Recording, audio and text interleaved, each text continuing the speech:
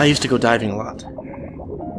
Not so much anymore, but a couple of years ago, I was really into it. Had my license and everything. It's really beautiful down there. The pale patterned sand, the water washing away the distance like a blue mist. Flashes of the brightest colors you'd ever seen, as some fish dart into view. I've done my share of exploring wrecks and grottos, but my favorite thing to do is hover right where the shelf plunges into the deep. You get the greatest dynamics there, as deep-sea creatures come up to feed. Anyway, one time I was drifting along near Antigua, about 40 feet down. I had 2 tanks with me, so I could stay down for several hours, and the shelf sloped off to my left, and rocks and coral broke the monotony of the sand to my right. I hadn't seen much that day. I was getting a bit bored, but then I noticed a large octopus. It was a deep-sea type, probably washed up accidentally, and they don't usually come up to them. They come up to hunt, and it seemed sluggish, didn't react much when I drifted over to it. Now, octopodes aren't very friendly creatures. If you manage to get near one, they usually flee within seconds. I'm sure you've seen videos of them changing colors to match their environments.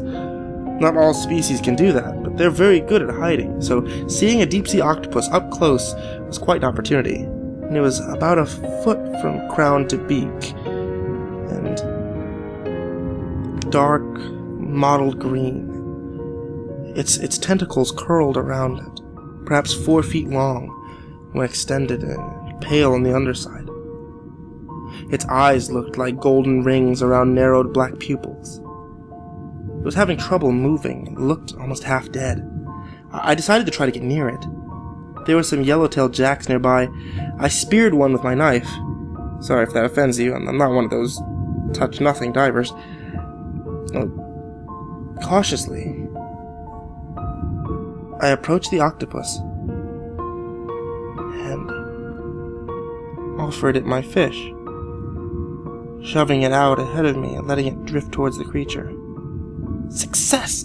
It didn't run, but lazily reached an arm out to capture the morsel. It brought it under its beak and began to devour it. I drifted closer, trying to acclimate it to my presence. Over maybe half an hour or so, it became more lively, used to my presence.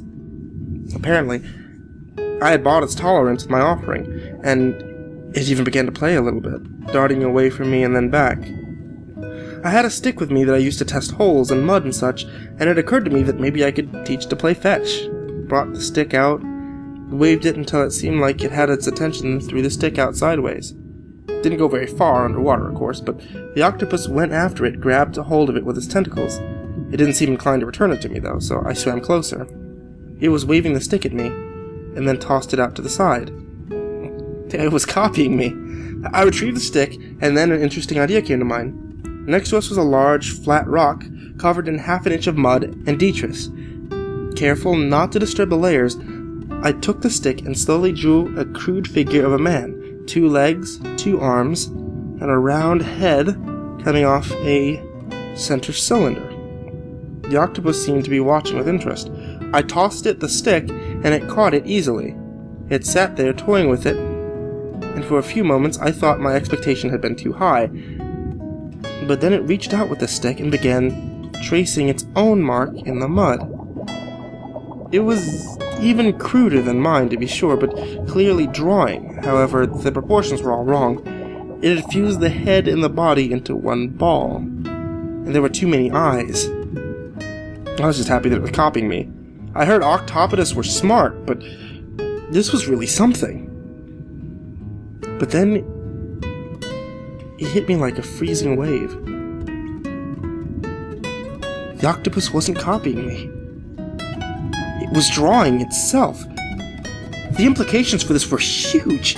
If I had a video camera, then I would have been a famous man today, and the only other animal I'm aware of that's capable of this imagination and self-awareness to do something like this was an ape, the first cousin to humans. That the ancient octopus, without so much as a spinal column, had the mental capacity for such a feat would surely have turned biology on its head. However, I didn't have a camera. The scientists I told my story to agreed it with an understandable skepticism, I would put all my time into trying to prove it myself, but I can't bring myself to go diving anymore. Anyway, once that realization struck, I got excited. The octopus passed the stick back, and I began to draw other sea creatures and common sights. But we kept on for maybe an hour, and the octopus contributed as much as I. It even drew something I took to be a crude figure of a submarine with a comm tower, a propeller screw, and even torpedo holes. And finally, the octopus led me to the other side of the rock, a blank canvas, far down in the corner. It again drew itself, and then me, and these figures were very small, maybe an inch or two tall. Then, painstakingly, it went to work on a much larger drawing. At first, I thought it was a whale, but whales are roughly the size of submarines, so it didn't seem to justify the scale. Furthermore, the proportions were all wrong. This seemed like something more humped, compact, almost as if it were upright rather than aquiline. It had weird bits sticking out of it that didn't seem like fins. I couldn't place it. An oil platform, maybe. No, the lines were too natural. An octopus wouldn't know what the top of a platform looked like. When the drawing was done, we both sat and looked at it for a while. I took the stick back from the octopus and circled the drawing of us, then drew a line to the thing. I'm not sure if the octopus picked up on my confusion because it just sort of sat there for a while. It didn't try to take the stick back, and then it started swimming away. I followed it at a distance. It seemed to be keeping pace, leading me on, and then it turned and shot out into the deep area of the shelf. I was a good way through my second tank. It wasn't supposed to go any deeper, so I had to let it go. It stopped once to watch me, and then darted off, dissolving into the dark blue depths. I looked after it for a few minutes to see if it would return, but there was nothing. So I started watching the other fish, making my way slowly back to the boat, and then suddenly there was a low, thrumming sound all around me. It wasn't very loud, but it was big, as if it was coming from the ocean floor itself. I've heard of underwater eruptions, but I've never been in one, and I wondered if I was about to be, but this didn't sound like anything natural. It sounded like the call of some animal, slowed down to the virtual subsonic range and projected from huge speakers very far off. I've had a chance to look over the seismograph recordings for that day, and nothing showed up at that time, or for that frequency at least. I have no idea why. The fish were going crazy, darting back and forth, all headed inland, and not just the reef fish, larger ones from deeper were streaming by me even faster. And suddenly, among them, the octopus appeared again. It, or one quite like it. It swam up to me and eyed me strangely and then darted past with the rest. The thrumming sound began. Looking out to sea, I gradually became aware of a large, dark patch. It was very hard to tell how big or far away it was, but there was plenty of both to go around. It was hard to tell more than just a shadow in the murky water, but it clearly wasn't a whale or anything man-made. I couldn't even tell if it was a single creature. There seemed to be long strands like kelp or jellyfish tentacles streaming off of it, but immeasurably large. It looked like nothing so much as an ancient misshapen section of coral reef broke off, and floating, at least the part that I could see, it seemed to fade off into the distance as though that mass, immense as it may be, was only a limb to some far larger entity. I've never seen a naval carrier from underwater, but I imagine that's the kind of shadow that it would cast. The thumbing rang out a third time. An unreasoning fear seized me. I didn't appear to be in any danger, though the thing was faster than anything I'd ever seen. It was too far away to reach me quickly, and it seemed like it wouldn't fit into the shallows anyway. Nevertheless, I was gripped by the feeling that if I didn't get away as fast as I could, I would be dragged down into the abyss and consumed. I could feel the very water itself drawing me down into the black maw.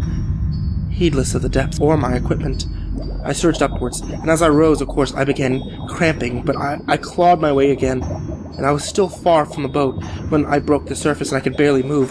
I had to keep my mouthpiece in because I couldn't keep my mouth above water. I certainly couldn't call or signal the boat. Far from receding, my panic was worse than ever. From above the water, I couldn't see the thing or tell whether it was coming from me. I thrashed my slow, painful way towards the boat, and finally, someone on board noticed me, and they came to pick me up. I had the bends bad. I had to stay in the hospital for a few weeks until it was over.